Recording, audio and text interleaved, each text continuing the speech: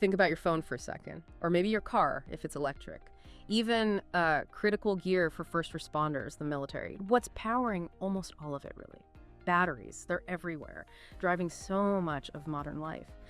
But, and this is the big question today, what happens when those vital power sources come from places that, well, might be considered a national security risk?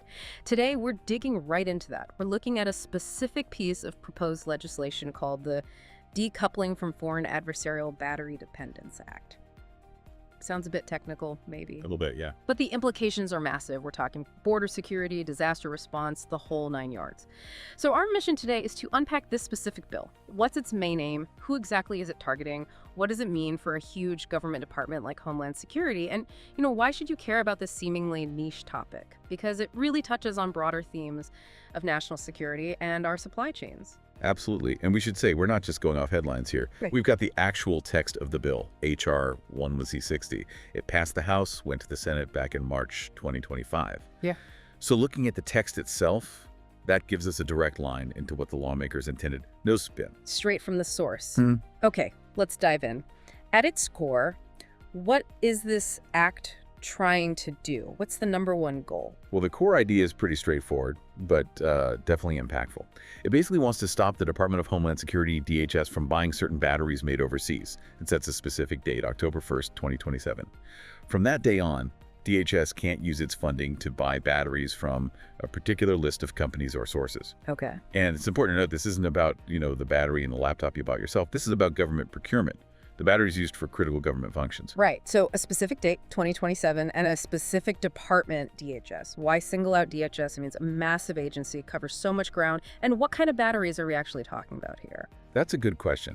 The bill isn't really focused on the type of battery, like lithium-ion versus something else. It's all about the origin. Where did it come from? Who made it? And why DHS? Well, precisely because its mission is so critical to national security, border protection, infrastructure. Yeah. Think about it. Yeah. Radios for Border Patrol, drones, emergency gear for FEMA, TSA screening equipment, Secret Service comms, all battery dependent. The worry, I think, is that batteries from potentially adversarial sources could maybe introduce vulnerabilities like hidden backdoors or ways to disable equipment remotely. It's a supply chain security issue, fundamentally. Okay, that makes sense. So who is actually on this prohibited list then? Is it specific companies or more general categories? It's actually both, which is interesting. The bill is very specific in naming 6 major battery manufacturers directly, and these are big names in the global market. You've got CATL, Contemporary Amperex Technology Company, BYD Company, Vision Energy, EVE Energy, Goshen High Tech, and Lithium Energy Storage Technology. These are not small fish. Right, some of those are huge players. Exactly. But it doesn't stop there. The bill also says DHS can't procure batteries from any companies that's on lists related to the Forced Labor Prevention Act, or any company the Secretary of Defense flags as a Chinese military company, or entities on certain federal trade restriction lists. And importantly, it also covers any subsidiaries or, successor companies to prevent them from just rebranding or shifting things around. Okay, so they're trying to cover all the bases there. Named companies, plus these categories linked to forced labor or military connections, and then catching subsidiaries too. Pretty comprehensive, yeah. But battery supply chains are notoriously complicated, right? Stuff comes from all over. How does the bill define if a battery is produced by one of these banned entities? Does the whole thing have to be made by them, or just like a key part? Yeah, that's a really crucial point. How do you actually track that? The bill clarifies this. It says a battery counts as produced by one of these entities if that entity either, one, assembles or manufactures the final product that uses the battery, or, and this is key, if they create or provide a majority of the components used in that battery. A majority of the components, so it's not just the final assembly line. Exactly. It's trying to get at the substance, not just the label on the box. They're looking at where the core value, the main ingredients, are coming from. It stops a company from just importing most of the parts from a banned entity and doing the final click together somewhere else. That sounds pretty solid, quite restrictive, but laws like this often have, well, escape hatches, don't they? Are there any waivers? Any exceptions allowed if DHS absolutely needs one of these batteries for some reason? Yes, there are. The bill does build in some flexibility, but it's tightly controlled. There are 2 specific types of waivers the Secretary of Homeland Security can grant. The first one is called an assessment waiver. To get this, the Secretary has to do 2 things. First, They have to formally assess that the specific batteries don't actually pose a risk.